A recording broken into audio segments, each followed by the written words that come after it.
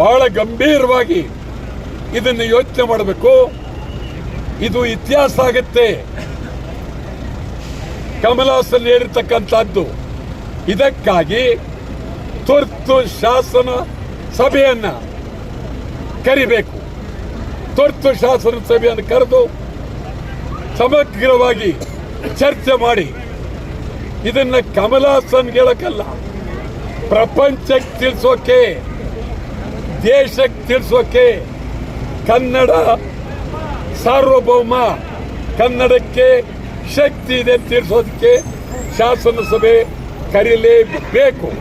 ಮತ್ತು ಕಮಲ್ ಹಾಸನ್ ಮೇಲೆ ಮೊಕದ್ದಮೆ ದಾಖಲಿಸಿ ಬಂಧನ ಮಾಡಿ ಕರ್ನಾಟಕದ ನ್ಯಾಯಾಲಯದಲ್ಲಿ ಕರ್ಕೊಂಡು ಬರಲೇಬೇಕು.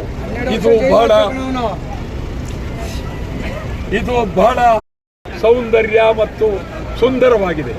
ಇಡೀ ರಾಜ್ಯದ, ದೇಶದ ಎಲ್ಲ ಭಾಷೆಗಳಿಗಿಂತಲೂ ನಮ್ಮ ಅಕ್ಷರ ಬಹಳ ಅದ್ಭುತವಾಗಿದೆ, ಚೆನ್ನಾಗಿದೆ.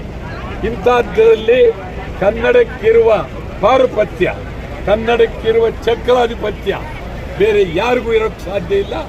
ಅದು ಎಲ್ಲ ಇತಿಹಾಸದಲ್ಲಿ ಹೇಳಿದ್ದಾರೆ, ಕವಿಗಳು ಹೇಳಿದ್ದಾರೆ, ಕಥೆಗಾರರು ಹೇಳಿದ್ದಾರೆ, ಬರಹಗಾರರು ಹೇಳಿದ್ದಾರೆ, ಎಲ್ಲರೂ ಹೇಳ್ತಾರೆ.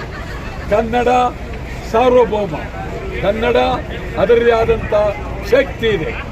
ಈಗ ಕಮಲ್ ಹಾಸನ್ ನಾನು ಕ್ಷಮೆ ಯಾಚಿಸೋದಿಲ್ಲ ಅಂತ ಹೇಳಿದ್ದಾರೆ.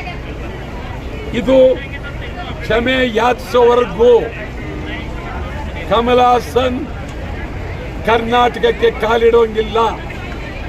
ಕ್ಷಮೆ ಯಾಚಿಸೋವರೆಗೂ ಭಾಷೆಯ ಸಮ್ಮೇಳನವೂ ಅಲ್ಲ, ಯಾವುದೋ ಇರೋದನ್ನು ಸಮಾರಂಭ ಮಾಡಿಕೊಂಡು ಬಾಯಿ ಹಗುರವಾಗಿ ಮಾತಾಡಿರ್ತಕ್ಕಂಥದ್ದು ಸರಿಯಲ್ಲ. ಇದು ಇತಿಹಾಸ, ಚರಿತ್ರೆ. ಕಮಲ್ ಹಾಸನ್ ಹೇಳಿದ್ದೇ ಸರಿಯೇನು ಅಂತೇಳಿ ದೇಶ ವಿದೇಶ ತಿಳ್ಕೊಳ್ಬೋದು. ನಾವು ಗಂಭೀರವಾಗಿ ಹೇಳಬೇಕಾಗಿದೆ, ಕಮಲ್ ಹಾಸನ್ ಬಹಳ ಕೆಟ್ಟ ರೀತಿಯಲ್ಲಿ ನಡ್ಕೊಂಡಿದ್ದಾರೆ. ವಿಚಾರ ಗೊತ್ತಿಲ್ಲದೆ ನಡ್ಕೊಂಡಿದ್ದಾರೆ, ಇತಿಹಾಸ ಅರಿವಿಲ್ಲದೆ ನಡ್ಕೊಂಡಿದ್ದಾರೆ. ಕನ್ನಡಕ್ಕೆ ಯಾರೂ ಯಜಮಾನರಿಲ್ಲ, ಕನ್ನಡಕ್ಕೆ ಕನ್ನಡವೇ ಯಜಮಾನರು. ಕನ್ನಡ ಸಿರಿವಂತಿಕೆಯ ಭಾಷೆ, ಕನ್ನಡ ಮೇರು ಭಾಷೆ, ಕನ್ನಡದ ಅಕ್ಷರ